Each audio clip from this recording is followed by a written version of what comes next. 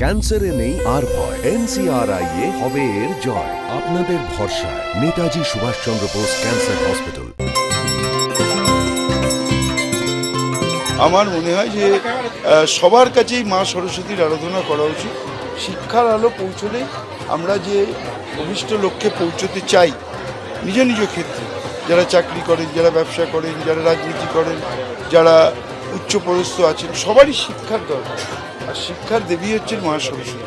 বলে আমাদের প্রত্যেকের জীবনেই শিক্ষা অত্যন্ত গুরুত্বপূর্ণ। সেই শিক্ষার আলোয় যদি সবাই আলোকিত হতে পারে, সেই জন্য আমরা যারা শিখি তারা আমরা সবসময়, আমি সারা বছর ধরেই দুর্গাপুজোও যেমন করি, আমাদের এখানে খুব বড় করে বাইরে আমাদের পুজো হয়, সরস্বতী পুজো হয়।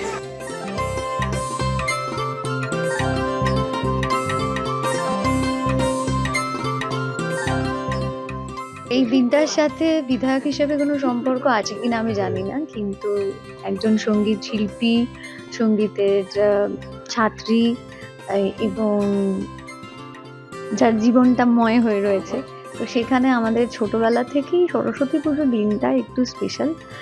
কারণ হচ্ছে ছোটবেলায় সরস্বতী পুজো মানেই হচ্ছে এমন একটা দিন যেদিনকে সমস্ত বই পারলে দিয়ে দেবো, তাহলে আর সারা বছর পড়তে হবে না, একদিনেই সমস্ত পড়া মাথায় ঠাকুর ঢুকিয়ে দেবো।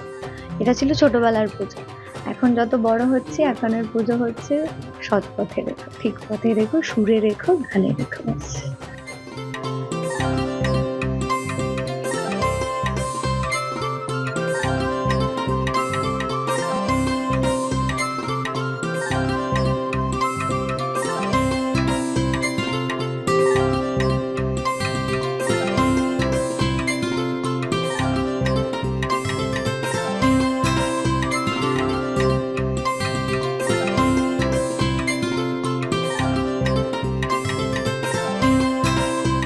সমস্ত পরিকল্পনা যেটা থাকে রিলিনিয়ার রয়েছে, মানে মানুষ পুরো জিনিসটার ইনিশিয়েটিভ, কটা ঠাকুর হবে, ঠাকুরের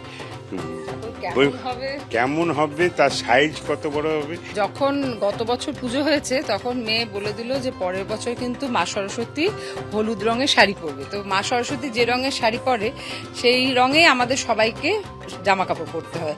আমাদের বাড়িতে খিচুড়ি থাকে, লুচি থাকে, কচুরিও হয়, আর তার সঙ্গে আলুর দম, একটু পনিরের একটা তরকারি করা হয়, চাটনি থাকে, পায়েস থাকে, 5 রকমের ভাজা।